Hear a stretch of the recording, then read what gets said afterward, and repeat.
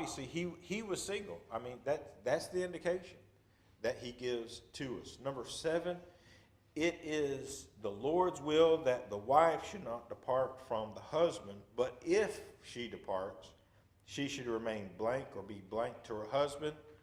She should remain unmarried or be reconciled to her husband. There in verse 11. All right, number 8, what was Paul's advice about living with the unbelieving husband or the unbelieving wife? It's good to remain married to the unbeliever. It will help them out, and who knows what they might obey the gospel. But if they leave, then the relationship, this is true in every human relationship. This is true in every human relationship, that your relationship to the Lord comes first. Now, does that mean that you can't love anybody else because you love the Lord? Well, no, that's ridiculous. That's ridiculous. We are to love our family members, are we not? We are to love our church family, are we not? But aren't we also, didn't the Lord himself say to love your enemies? Yeah, we are to love our neighbors as ourselves. That's true. But we are also to love our enemies. So in a sense, we are to love everyone. But do we put our enemies above the Lord? No, but we still are to love them, aren't we? So if someone says, well, then, that's ridiculous. You can't love I don't know, whatever. The Lord comes first. But you know what? If the Lord comes first, then every other relationship that we have is going to be the right kind of relationship. Those relationships are going to work better. Your relationship with your children, do you know when it works the best? Husbands and wives, moms and dads. Guess when your relationship with your children works best when your relationship with your spouse is the very best that it could be. You see? So same thing with your relationship with the Lord. When your relationship with the Lord is right, then your relationship with everybody else is just going to be better. All right, number 9. This is at the top of page 17, by the way. In verse 27, is verse 27 a rule for all time? That is, I wish that you were, even as I am, that you don't marry for, basically that you remain single. That's what he's saying. And is verse 26 necessary to the proper understanding of verse 27? Of course, in verse 26, he says what? For this present distress. So he's putting a time limit, basically, on that. So, no, this is not for all time. And yes, you do have to understand verse 26 in order to understand verse 27. And that's a principle that most people just forget. They will just pluck out a passage, just rip it right out of its context and say, look, the Bible says. Do you know what you can defend from the Bible if all you have to do is pluck a verse out of the Bible? Do you know what you can defend? Anything. That's exactly right, gentlemen. You can defend anything. If all you needed was one verse in the Bible, then you could find it, Old Testament or New Testament. Because the Bible also presents the other side too, does it not? It does.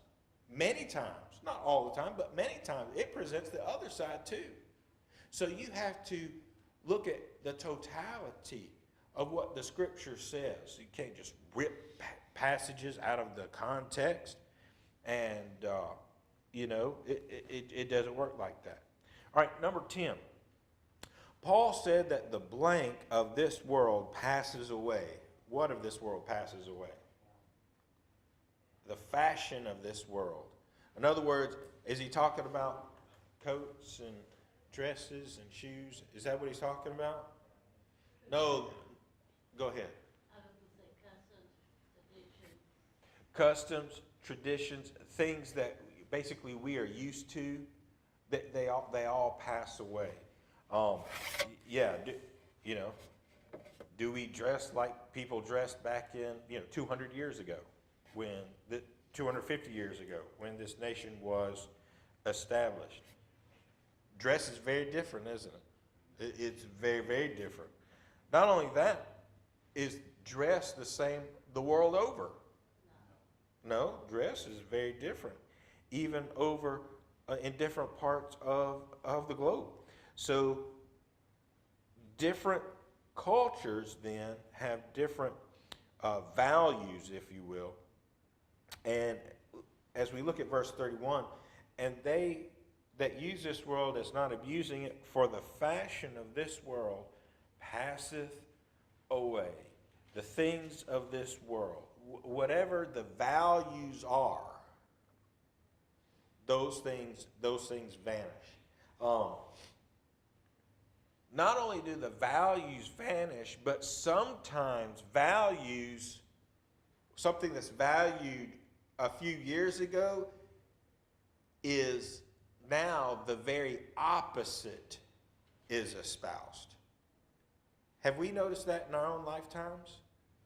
How that, certain situations several years ago, 30, 40, 50 years ago, highly valued, esteemed, and now if you did those very same things or had those same values today, why, you're the lowest of the low.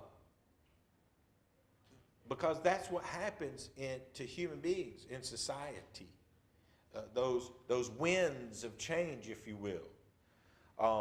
I always think about the pendulum.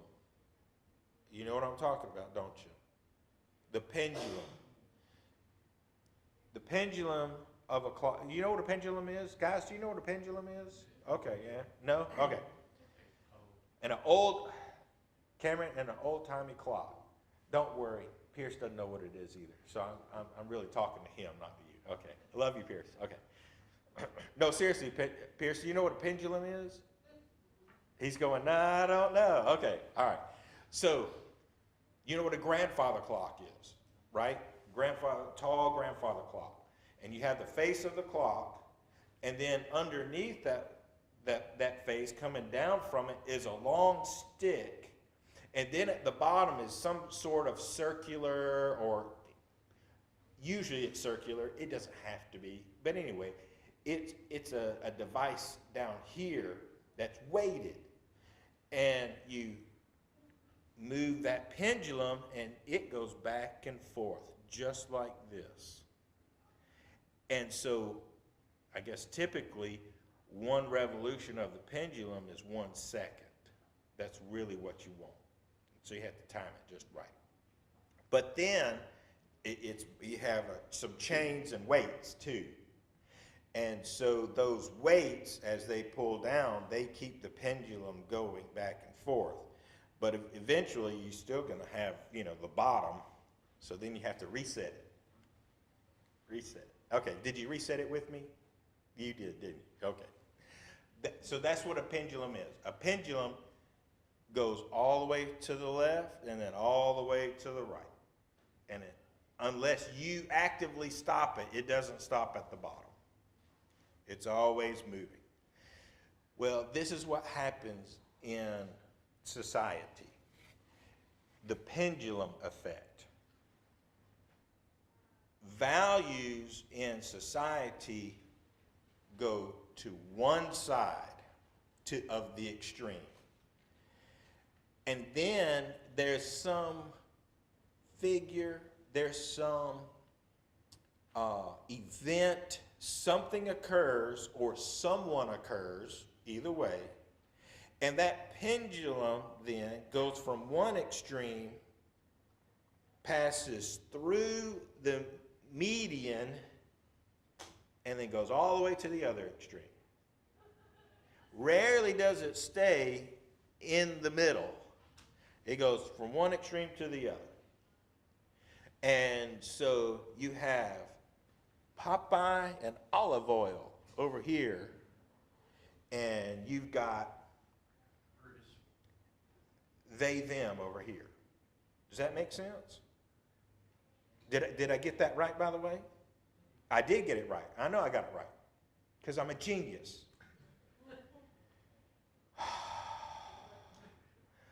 That's the pendulum swing.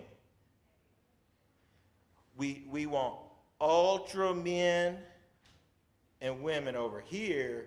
We want androgyny over here. But where should we actually want to be? We actually should want to be somewhere in the middle, actually. And so that's why it doesn't matter where the pendulum has swung to. We have to be very careful that we as Christians are not caught up in whatever the world think is at the time. Whatever it is. I don't know if I said this. I said this, had a discussion recently. Maybe it was with you guys. It was our Bible study over at your place, Tyler. I was talking about, I'm not afraid of anything. I'm not afraid of anything. But there is something I'm afraid of. Do you remember that? Do you remember what it was? There's something I'm afraid of. And I got to thinking about it. Yeah, I'm pretty afraid of that. And this is what I'm afraid of. I'm afraid of getting into a massive crowd situation and being carried away by whatever the crowd does. That would scare me. Now, I'm not afraid of a lot of people. Folks, I've been in downtown Jakarta, okay? I'm not afraid of a lot of people. That's not what I'm talking about. I'm talking about some sort of movement, mob, there you go, some sort of mob situation. And it could be for a, air quote, good cause. It could be, wasn't there the Million Man March a while back, right? That was a pretty decent cause, wasn't it? If I'm not mistaken. I don't remember everything that they espoused, but it looked like it was a good cause, right? Christians don't get caught up in that. Christians avoid that situation. Even if on the outside it looks like a good cause, it could wind up being something that is not good. I'm gonna get in. Well, I don't know. I'm not gonna get in any trouble because I'm gonna say stay away from it. But I don't care what your thoughts about this are. But if I say January 6th, what are your thoughts about that? I don't really care what your thoughts about it are, because if you're a Christian, you shouldn't be there. That's what the thought should be. It's a bunch of people together. And even if it's for something that you agree with or something you disagree with, folks, it doesn't matter. Christians ought not be near that stuff because that's groupthink. That's a crowd situation. And so we don't go that direction. The fashion of this world is going to pass away. We want to continue forever. So we don't bend our will to what human beings say, even if we think it's a good idea. We bend our will to what God says. And to do that, we have to use our brains and our autonomy as an individual to do that. Thoughts or questions? Chad? I think that they are in, right into the church of Corinth. We think of Corinth, think of, Greece, that area. We think of the Greek gods. We think about the temples that were there. That's right. Very prevalent. Possibly, I say possibly, probably one of the reasons I have a problem like this involves the Greek/Roman religion. I won't get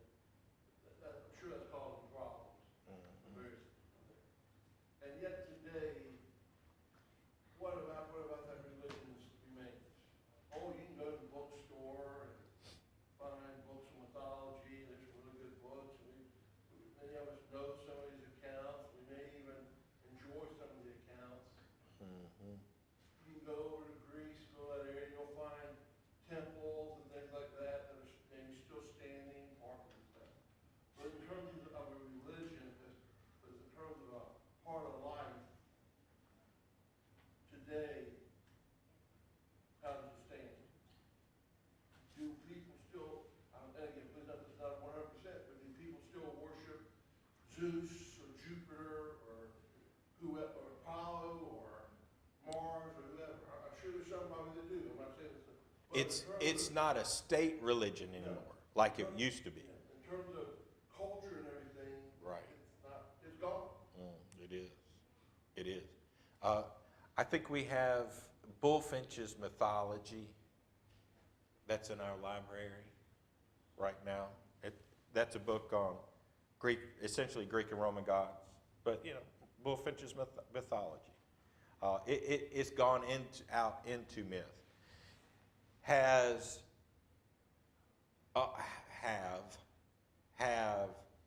people claimed in the past that Christianity is going to go the way of the Greek and Roman gods?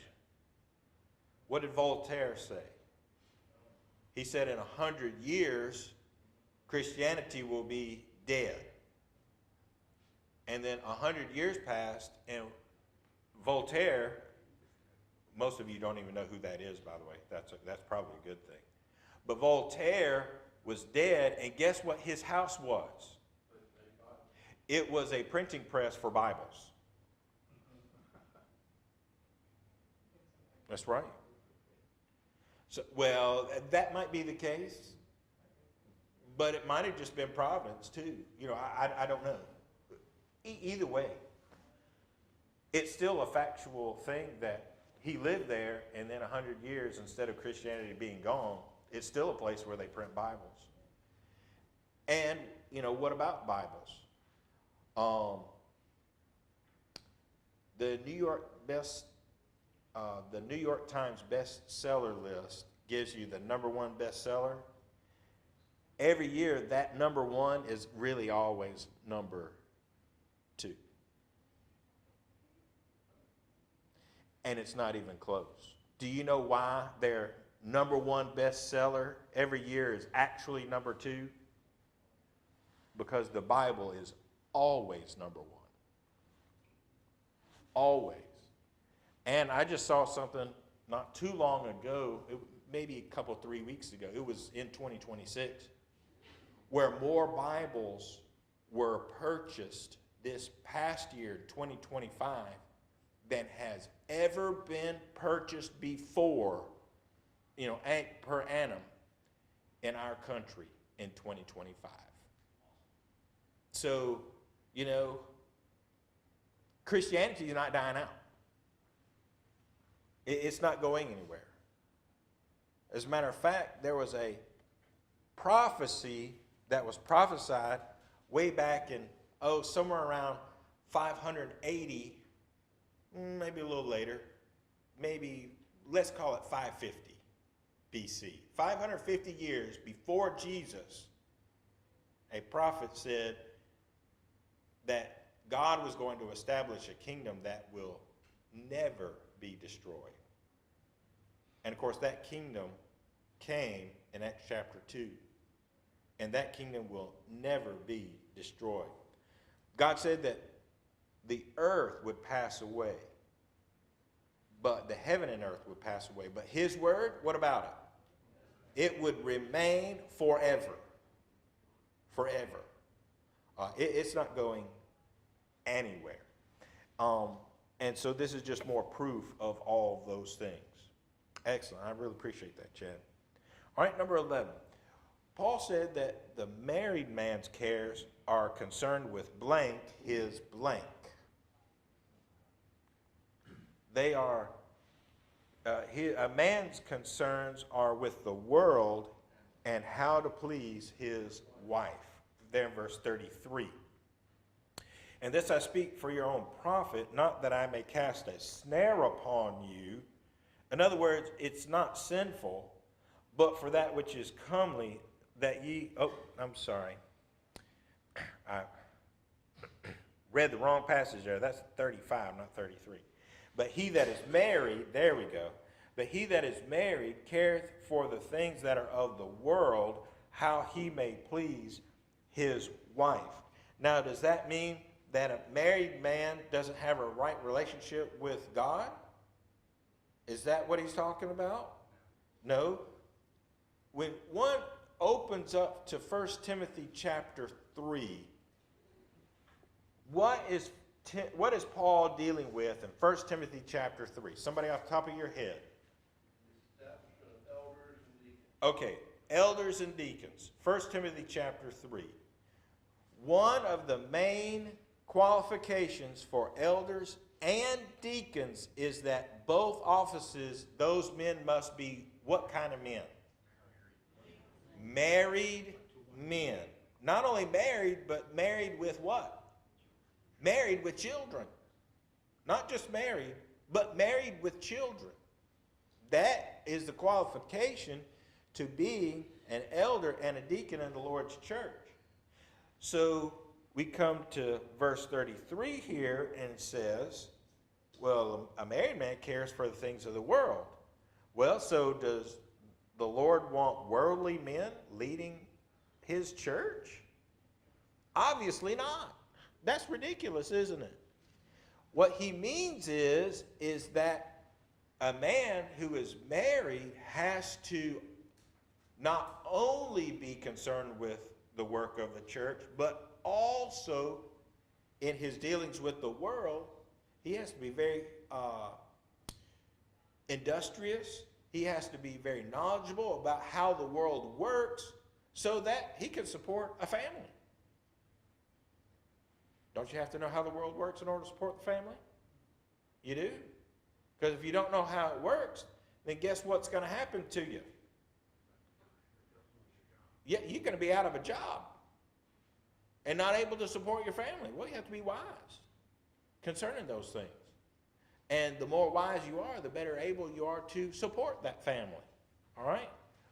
Namika? Doesn't one version say devout men? D- Do you recall that? You mean for to be an elder? Is that what you mean? Yeah. Now in Acts chapter, I don't know, does Titus 1? Follow that up. Yeah, Titus 1:6 maybe says devout men. Now, in Acts chapter 6, when there was that problem with the Grecian widows because they were, neglected in the daily ministrations, they went to the apostles, and the apostles said, you pick out men, devout men, I believe is the correct term there. And essentially those 7 men, Philip was one of those men, Stephen was one of those men, they were filled with the Spirit. They were devout individuals. There are all kind of men. Cornelius was a devout man. Even before he, became a Christian, he was still a devout man. In other words, God was at the forefront of his mind. So you have all these men, and I'm thinking specifically in Acts chapter 6 about Philip. He's married with 4 girls. I mean, he's got a family. He's a family man. And yet he is, even if the word devout isn't there, he is filled with the Spirit. Peter himself, Jesus healed who? Jesus healed Peter's mother-in-law. So there's only one way to get a mother-in-law. There's only one way. Isn't that right? As far as I know, you only get mom-in-laws one way. And that is you have to marry the right woman. And when you marry the right woman, then you get mother-in-law, you see. Yeah. Little humor. But Peter was married. Was he close to the Lord? I mean, obviously he was. So, Chad, was devout in? Devout was not found in Titus either. Okay. There was a good reputation, at least the New King James says. Sure. But full of the Holy Spirit as well. Right, full of the Holy Spirit. Namika, here's the thing. Just because that specific word isn't in that context, it's all throughout that context. Because the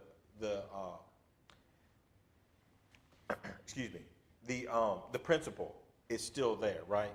You have to be a spiritually minded individual to hold the office of elder, to hold the office of deacon, to be God's man, to have credibility in the Lord's church. You have to be close to him. but you can be close to him and be married. It definitely is. It definitely is implied. Today, most congregations want what kind of a preacher? Most congregations want a preacher that's married. They want a man that has a family with 30 years of experience and is around 30 to 45 years old. And 10 children. That's right, all homeschooled. Okay.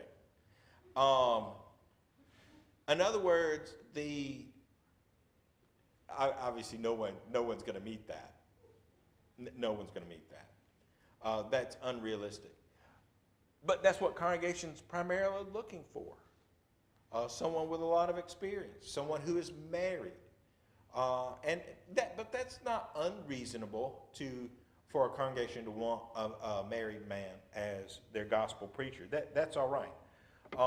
Because they know that married individuals can, especially if the wife is who she needs to be, can do so many good things in the congregation, and that obviously that's what we want. So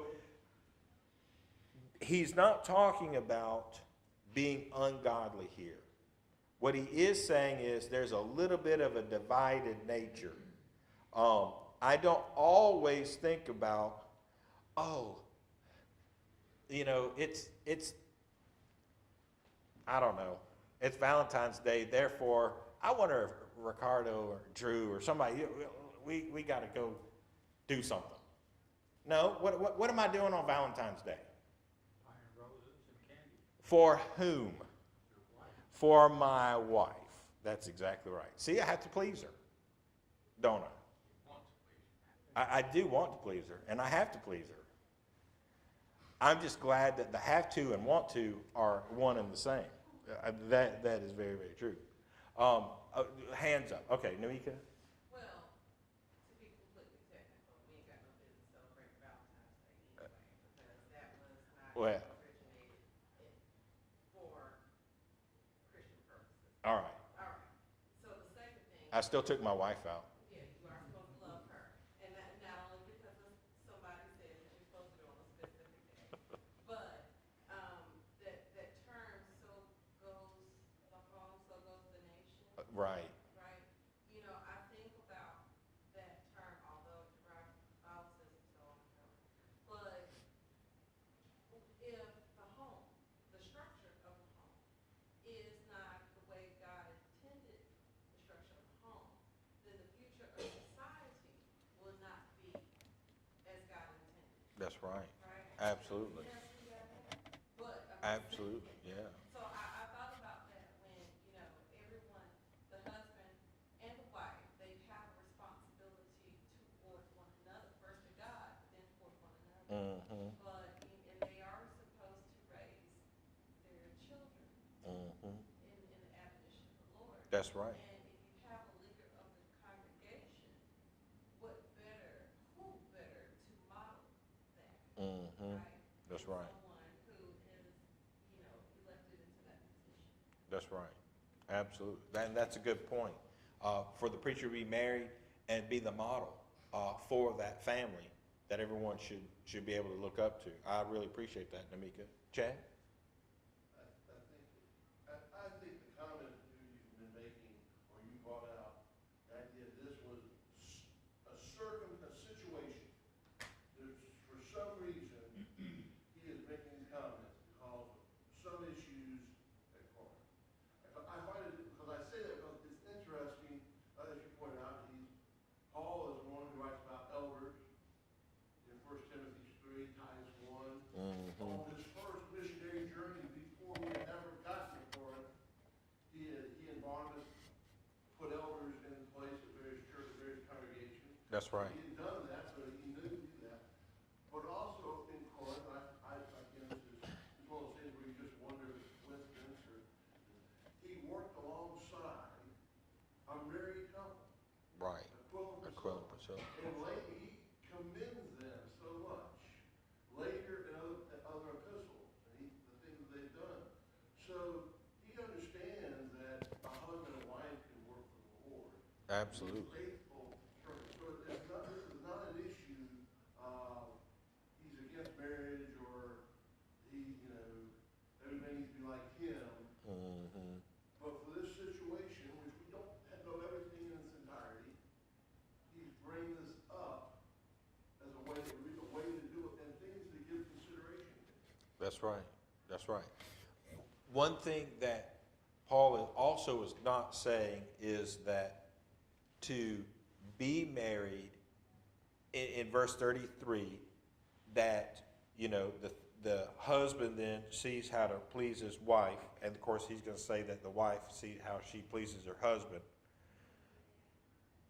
Paul also, Chad, is not saying that to be single means that you are more spiritual than someone who is married. And that's a big deal in certain religions even today. That, oh, well, I'm not married, or I can't get married to another human being or to a human being because I have to be married, in other words, keep holy so that I can be married to the Lord. No, that's not what, he's not addressing holiness here. He's addressing a present situation. That's all he is addressing. So to be married doesn't mean that, and you know, that you are less holy than someone who is single. And the obviously the opposite is the case as well. So there you go. Any other, Sister Linda? It doesn't mean that you have no time to the Lord's will. You're single. Right. If you're that, ultimately, that's what he's saying. You have more time for the Lord if you're single. Yes, right, Sister Linda. That's exactly right. That's his whole point. Is your time's not divided. If you're married with a family, then your time is divided. You can't spend quite as much time with the Lord. But if you're single, then you're going to spend more time and with that. That's it. She just cut right down to it. That's good. All right, number 12. What distinction did Paul make between the unmarried woman and she that is married? And verse 34 is just a continuation of verse 33. There's a difference between the wife and the virgin. The unmarried cares for the things of the Lord, that she may be holy both in body and in spirit. But she that is married careth for the things of the world, how she may please her husband. Now, again, is a married woman unholy in body? No. Just like a married man is not unholy in body, is he? Just because you're married or unmarried doesn't mean that you are either holy or unholy. That's not what he's talking about. It's your time's not divided, like Sister Linda said. And so the same situation in verse 34 and verse 33, number 13. Paul wanted the Christians to be able to attend upon the Lord without what? Yeah, what social media does to us. Distract us, okay? He doesn't want us to be distracted. All right? I see. It just... No, I know that. Okay. Well, there you go. 14 through 18. There's the answers, by the way. I don't know anything. I thought. Behold, I thought. Brent's fault. Thank you, Drew. It is Brent's fault. That's a good point. That's a very good point. Okay. Verse 35. Distraction. And this I speak for your own profit, not that I may cast a snare upon you. So he's not trying to catch them in something. That's what he's saying. Oh, you're married? Oh, I got you. No, that's not what he's trying to do. What he's trying to say is that you can attend upon the Lord without distraction. You have more time for him, for the things of the Lord. Your resources. You know, when I get my paycheck, do I get to spend my paycheck on the Lord and me? Is that who I get to spend my paycheck on? Shake your head this way. No, no, no, no. No, no. I'm going to be good. I'm going to be good. But she does get some of that money, doesn't she? She does spend some of that money, doesn't she? And that's right and good, folks. That's right and good. I have to have a certain kind of house. I can't just be living in a one-bedroom studio apartment, can I? I can't do that because I have a wife. So I can't live in that particular situation. Full disclosure, when we first got married, that's exactly what I lived in. But that's neither here nor there.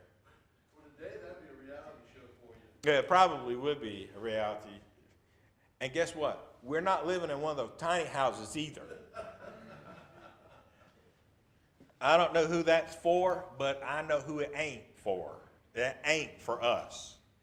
Bad grammar, obviously intended. Verse 28, number 14, did Paul forbid marriage even during the time of the present distress? Even then, he said, don't remain unmarried and commit fornication. Instead, get married, even in the present distress.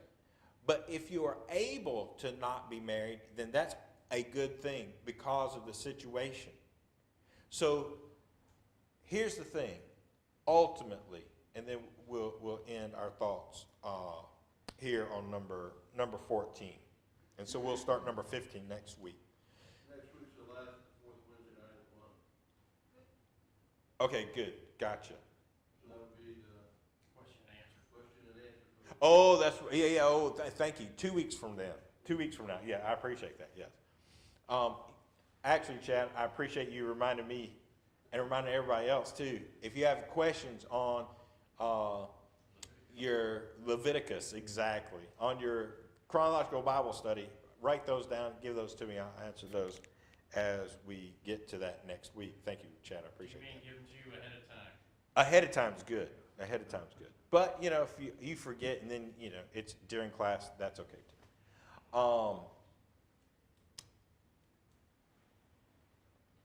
He never forbade marriage. That is true. He did not forbid marriage. Now, see, I think I forgot exactly what it was I was going to say. But we needed the reminder, Chad. We needed the reminder for all of that. Even in the present distress. Oh, that's what I was going to say. Let's say you're Chad. Okay? Chad is yet to be married, correct? That's just reality, isn't it? And it doesn't matter if that's by choice, if that's by whatever the situation is. It doesn't even matter. But our lives are not and should not be, we should not determine anything spiritually. This is what I'm trying to say. At the end of life, just because I didn't get married doesn't mean that God was mad at me. Or that I didn't get married, therefore I'm closer to God. Whether we are married or not married, whether we ever got married or never got married, spiritually doesn't mean anything. The two aren't equated. Because some people in certain circumstances, this is how their life unfolds. Not everybody's life is going to unfold the same. And so however your life unfolds, God is fine with that. You ought to be fine with that too. It just doesn't have anything to do with whether God is with you or against you because of a circumstance in your life. I hope I said that correctly. I hope you understood that.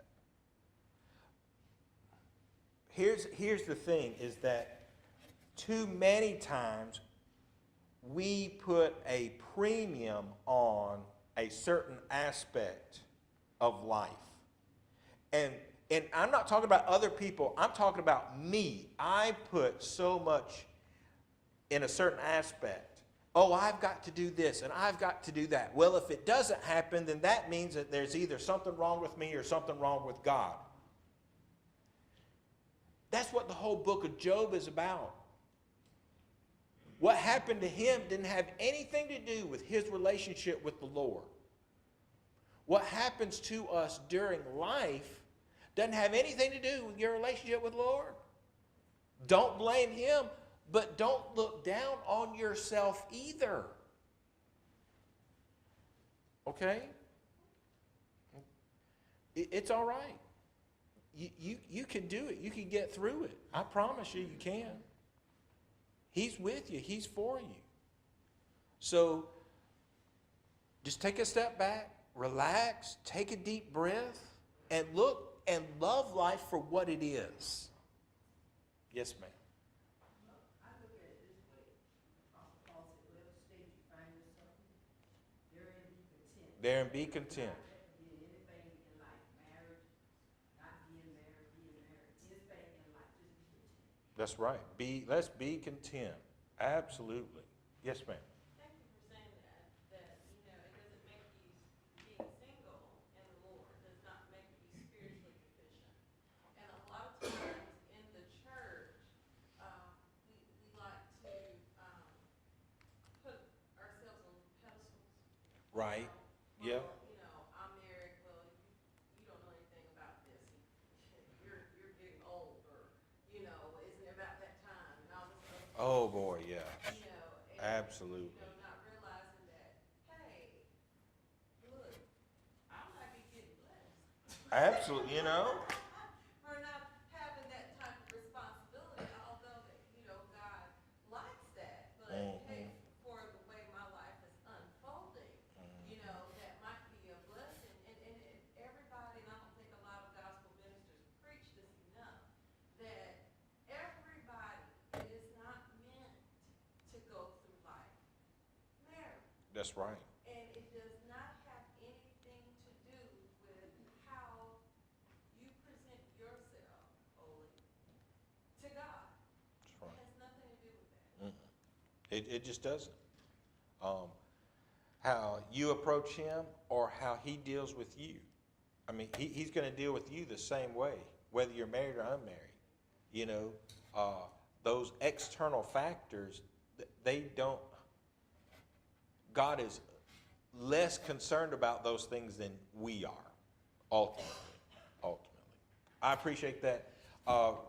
Some great comments tonight.